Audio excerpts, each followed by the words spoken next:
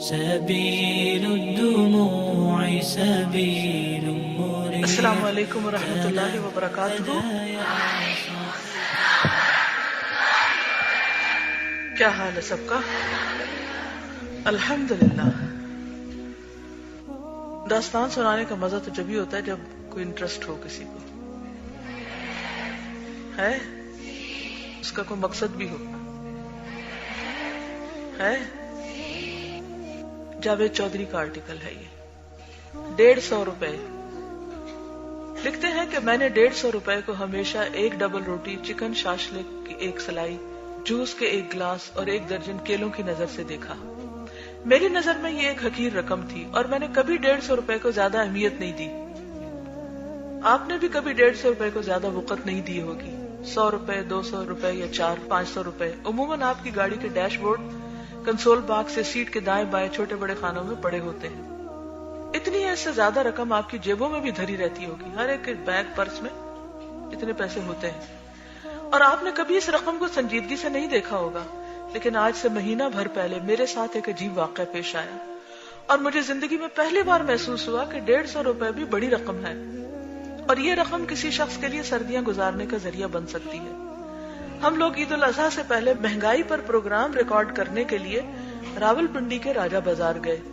ہم مختلف لوگوں سے ملتے رہے. ان میں دکاندار بھی تھے، ٹھیلے اور ریڑیوں والے بھی تھے، چائے خانوں، ہوٹلوں اور دکانوں کے تھڑوں پر بیٹھے لوگ بھی تھے، لنگر کی لائن میں لگے بچے بھی تھے اور عید کے لیے خریداری کرنے والے لوگ بھی. ہر شخص مہنگائی کا رونا رو رہا تھا. مزدور کو 20 دن مزدوری نہیں ملتی تھی اور 20 دن بعد ملتی بھی تھی تو صرف 200-250 روپے. وہاں ایسے لوگ بھی تھے جنہوں نے زندگی میں کبھی 5000 کا نوٹ نہیں دیکھا تھا. وہاں ایسے لوگ بھی تھے جن کی زندگی کی سب سے بڑی خواہش 10,000 روپے تھی. لوگ 3 وقت کے کھانے کو زندگی کی سب سے بڑی عیاشی بھی سمجھتے تھے. اور وہاں ایسے لوگ بھی تھے جو اپنے اور اپنے گھر والوں کا کھانا لینے کے لیے 3 گھنٹے لنگر کی قطار میں کھڑے رہتے تھے. غرض ہر شخص غربت کی ایک دل خراش کہانی تھا اور یہ کہانیاں اسلام آباد سے صرف 3 کلومیٹر کے فاصلے پر پڑی تھی. اور اسلام آباد کے باسی اپنے 10-10 کروڑ روپے کے گھروں میں بیٹھ کر یا کروڑ روپے کی گاڑی میں سفر کرتے ہوئے یا پھر 90 وزراء پر مشتمل حکومت جس کے ہر وزیر پر روزانہ 1 لاکھ روپے خرچ ہوتے ہیں، یہ سوچ بھی نہیں سکتی. اس سے صرف 3 کلومیٹر کے فاصلے پر ایسے لوگ رہتے ہیں جن کے بچے صبح 8 بجے مٹی کا پیالہ لے کر لنگر کی قطار میں کھڑے ہوتے ہیں. دوپہر 2 بجے ان کی باری آتی ہے. یہ بچے دال کے 4 چمچ اور 3 روٹیاں لے کر گھر آتے ہیں اور سارا خاندان اس دال میں 1 گلاس گرم پانی ڈال کر ناشتہ کرتا ہے. اور جس دن لنگر کا بندوبست نہ ہو سکے، ہوٹل بند یا ہوٹل کے مالک کو ڈونر نہ ملے، اس دن ان لوگوں کے گھروں میں فاقے ہوتے ہیں. اور ان بیچارے لوگوں کو یہ بھی معلوم نہیں ان سے 3 کلومیٹر کے فاصلے پہ ایسے لوگ رہتے ہیں جن کے کتے امریکی اور برطانوی خوراک کھاتے ہیں، جن کا کچن 24 گھنٹے آباد رہتے ہیں، جن پر زندگی اپنے 7 رنگوں کے ساتھ مہربان ہے اور جنہوں نے غربت کو اب تک صرف 1975 کی فلموں میں دیکھا ہے اور جنہیں یہ تک معلوم نہیں 10-20 ہزار روپے پورے خاندان کا مقدر بدل سکتے ہیں. بہرحال یہ ایک خوفناک مشاہدہ اور تجربہ تھا. میں واپس 150 روپے کی طرف آتا ہوں. ہم اس ریکارڈنگ کے دوران ایک پھیری والے کے پاس رک گئے. یہ نوجوان پٹھان تھا جس نے زمین پر کپڑا بچھا کر اس پر لنڈے کے سویٹر، کوٹ، چادروں، جرابوں کا ڈھیر لگا رکھا تھا. یہ ایک سویٹر اٹھاتا، اسے ہوا میں لہراتا اور 200 روپے کے نعرے لگاتا. اس کے گرد گاہکوں کا ہجوم تھا. گاہک سویٹر، چادر اور کوٹ اٹھا کر دیکھتے، پہنتے اور اس سے بھاؤتاؤ شروع کر دیتے. ہجوم سے ذرا ہٹ کر ایک بوڑھی خاتون اور اس کا ایک نوجوان بیٹا کھڑا تھا. غربت بوڑھی خاتون کی ہڈیاں تک نگل گئی تھی. وہ چند نسوں اور لاکھوں جھریوں کا مجموعہ لگتی تھی. اس کے بیٹے نے باریک شلوار قمیض پہن رکھی تھی اور وہ سردی سے کپکپا رہا تھا. میں نے ان سے سوال جواب شروع کیے تو معلوم ہوا بوڑھی خاتون بیٹے کے لیے سویٹر خریدنے آئی تھی، لیکن سویٹر اس کی قوت خرید سے مہنگا تھا. میں نے سویٹر کی قیمت پوچھی تو پتا چلا دکاندار 150 روپے سے کم میں سویٹر فروخت کرنے پہ راضی نہیں، جبکہ ماں بیٹے کے پاس صرف 70 روپے ہیں. چنانچہ یہ لوگ مایوسی کے عالم میں سائیڈ پہ کھڑے ہو گئے. میں نے نوجوان سے پوچھا کیا تمہارے پاس کوئی سویٹر نہیں؟ اس نے بتایا اس نے 3 سال پہلے لنڈے سے سویٹر خریدا تھا، لیکن وہ 3 سال کے استعمال کے بعد چھوٹا بھی ہو گیا اور پھٹ بھی گیا، لہٰذا اس سال سویٹر خریدنا بہت ضروری ہے، ورنہ یہ سردیاں اسے ٹھٹر کر گزارنا پڑیں گی. میرے ساتھ مدثر تھا. مدثر ہمارے شو کا پروڈیوسر ہے. मुदस्सिर इनकी बेचारगी से इस कदर मुतासिर हुआ कि उसने फौरन जेब से 150 रुपए निकाले, दुकानदार के हाथ पर रखे और स्वेटर खरीद कर नौजवान के हवाले कर दिया। नौजवान और उसकी माँ चंद लम्हों के लिए मबहूत हो गई और उन्होंने मुदस्सिर को इन नजरों से देखा जैसे वो फरिश्ता हो और अल्लाह ताला ने ये फरिश्ता सिर्फ उनकी मदद के लिए जमीन पे उतारा हो। ये मंजर मेरी आंखों से होता हुआ दिल में उतर गया। इसके बाद मैं जब भी 150 रुपए को देखता हूँ तो मुझे महसूस होता है ये फकत 100 और 50 रुपए के 2 नोट नहीं हैं। ये इस मुल्क के बेशुमार लोगों की टूटती फूटती और बिखरती ख्वाहिशों का सामान है। ये 150 रुपए लंडे का कंबल बनकर, स्वेटर बनकर, जुराबों के 10-20 जोड़े बनकर, लंडे के जागर्स बनकर किसी शख्स और ठिठुरती मुंजमद होती सर्दियों के दरमियान ढाल बन सकते हैं। हम अगर इन 150 रुपए का मुनासिब इस्तेमाल सीख लें, हम रोजाना 150 रुपए बचाएं, राजा बाजार जैसे बाजारों में जाएं, लंडे की किसी रेड़ी के करीब चुपचाप खड़े हो जाएं और जिस माँ, जिस बाप और जिसके बच्चे के पास 150 रुपए ना हो उसे स्वेटर, कोट, चादरें, जुराबें खरीद दें, तो ये हकीर से 150 रुपए बहुत कीमती हो सकते हैं। ये बेशुमार सर्द रातें गर्म कर सकते हैं। आज भी रावलपिंडी शहर में ऐसे सैकड़ों लोग रहते हैं जो ठंडे फुटपाथों, मुंजमद पुलों और बर्फ की सिल की तरह यख सड़कों पर गली के कुत्तों को बगल में दबाकर सोने की कोशिश करते हैं, क्योंकि ये कुत्ते उन्हें मनफी सेंटीग्रेड में हरारत देते हैं। आप तसव्वुर कीजिए इंसान किस तरह जिंदगी को बरकरार रखने के लिए कुत्ते का मोहताज हो जाता है। रावलपिंडी जैसे तमाम छोटे बड़े शहरों में सर्दियां शुरू होते ही लंडे बाजार आबाद हो जाते हैं और खुशहाल घरानों की खवातीन भी चेहरे पर निकाब डालकर इन बाजारों के चक्कर लगाना शुरू हो जाती हैं। लेकिन महंगाई क्योंकि लंडे बाजारों तक पहुंच चुकी है, चुनाचे ये खवातीन भी सारा सारा दिन इन बाजारों में धक्के खाकर खाली हाथ वापस लौटती हैं। आप रात के दूसरे या तीसरे पहर अपने शहर की गलियों, चौकों और चौराहों में घूमकर देखें, आपको वहां जिंदगी का एक नया पहलू दिखाई देगा। आपको बेशुमार लोग कागज, पुराने कपड़े, लकड़ी के छोटे बड़े टुकड़े और पुराने टायर ट्यूब जलाकर आग तापते दिखाई देंगे।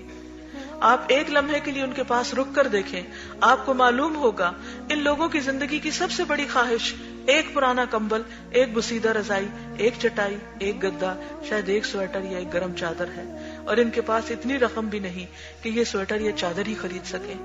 चुनाचे ये लोग बाजार बंद होने का इंतजार करते हैं, कागज और लकड़ी के टुकड़े जमा करते हैं, उनके नीचे टायर या ट्यूब का कोई टुकड़ा रखते हैं, आग लगाते हैं और इस आग पर हाथ और पांव सेक कर रात गुजारते हैं। काश हम में से चंद लोग छोटे छोटे कुछ इदारे बनाए। ये इदारे हम जैसे लोगों से रोजाना 150 रुपए ले, हर साल लंडा खरीद कर इन लोगों में तकसीम कर दें, लंडा खरीद के इन लोगों में तकसीम कर दें, जिनकी जिंदगी एक कंबल, एक स्वेटर, एक रजाई, एक गद्दे और गर्म जुराबों के चंद जोड़ों के लिए तरस रही है। और ये लोग स्वेटर की ख्वाहिश लेकर घर से निकलते हैं और रात को हसरत लेकर वापस लौटते हैं। ये लोग रोज लंडे की रेडियो के करीब खड़े हो जाते हैं, लोगों को आते स्वेटर चादरें खरीदते देखते हैं और हर बार जेब में अपनी हाथ डालकर 10-10 रुपए के 7 नोट गिनते हैं। फिर ये सोचते हैं ये भी एक मुआवजा होगा और ये 70 रुपए 150 रुपए बन जाएंगे और ये अपने माप का स्वेटर खरीद कर खुशी खुशी घर लौट जाएंगे। लेकिन मुआवजा नहीं होता, इनके 70 ही रहते हैं, 150 नहीं बनते। क्यों नहीं बनते? इसलिए नहीं बनते कि बेहिस माशरों में मुआवजों की फसलें काश नहीं हुआ करती। खुदा उन जमीनों पर मेहरबान नहीं होता जिन जमीनों पर रहने वाले चंद लोगों की नजरों में 150 रुपए हकीर रकम होती है, जबकि करोड़ों लोग इसके लिए तरसते रहते हैं। क्या करना चाहिए बताइए मुझे, हमें क्या करना चाहिए? मशवरा दें, अजर पाएं। मशवरा देने से भी हम कंजूसी और बुखल करते हैं तो बाकी क्या रहेगा?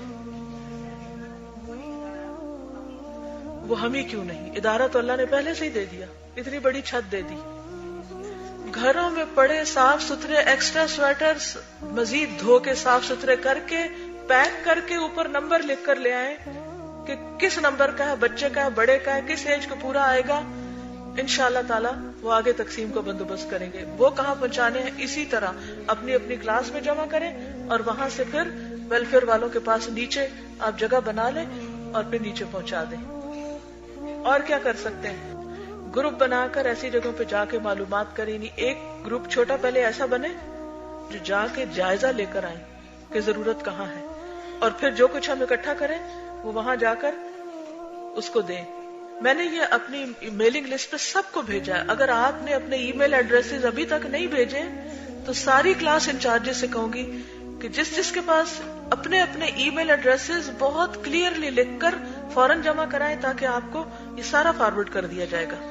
نئی کلاسز بھی اور جانے والے بھی سب اپنا ای میل ایڈریس ضرور دیں, کیونکہ میں ایسی چیزیں اور اسٹوڈینٹس کے خط اور انفارمیشن اچھی اچھی سب سے شیئر کرتی رہتی ہوں تاکہ لوگ ان ٹچ رہیں اور وہ اپنا حصہ ڈال سکیں انشاءاللہ. آج ہم ذرا سویٹر پہ, پہلے دوائیوں پہ کی سویٹر پہ کر لیں, تاکہ میرا کہنے کا مقصد یہ ہوتا ہے کہ ایک دفعہ جو بات ہم کہیں پھر اس کو عمل میں لے آئیں, اور عملی طریقے بھی ساتھ ہی طے کر لیں کہ ہم نے پھر how to go about it. سردی سے بچنے کا طریقہ کیا کریں, پھر وٹ نیکسٹ.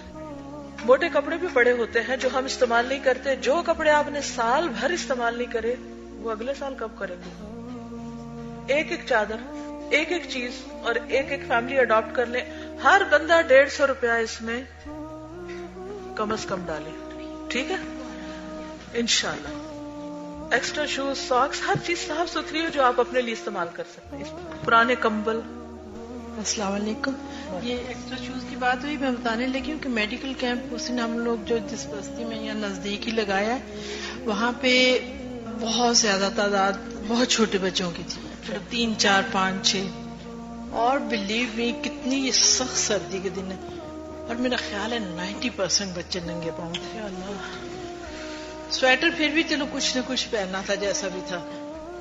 ماؤں نے بھی کچھ, چاہے ربڑ کی چپل تھی یا کچھ تھی, اور لیکن بچے اب اتنی شدید سردی میں یہ نہیں کہوں گی کہ بچے ننگے پاؤں مطلب پھرنے کا شوق ہے یا کیا ہے, لیکن مطلب سردی میں کسی کا شوق اس طرح کا نہیں ہوتا. تو اس دن بلکہ پھر میٹنگ میں نے یہ کہا تھا کہ کچھ ہم ہر سائز کے چھوٹے چھوٹے شوز, چاہے وہ پرانے ہیں, گھروں سے لے جائیں, کیونکہ یہ ایک بہت وہاں کی اس وقت جو ارجنٹ تھی. ٹھیک ہے, تو ہم اس طرح کرتے ہیں, کل آپ لوگ لے کر آئیں گے, پرسوں پہ نہیں, پرسوں سارٹنگ کر کے رکھیں گے, سنڈے کو کیمپ لگنا نا پھر, تو اتنا دیر ہمارے پاس ٹائم ہے کہ ہم پریپریشن کر لیں, اور انشاءاللہ پھر جب یہ کیمپ لگائیں تو وہاں پر بھی لے جا سکتے ہیں.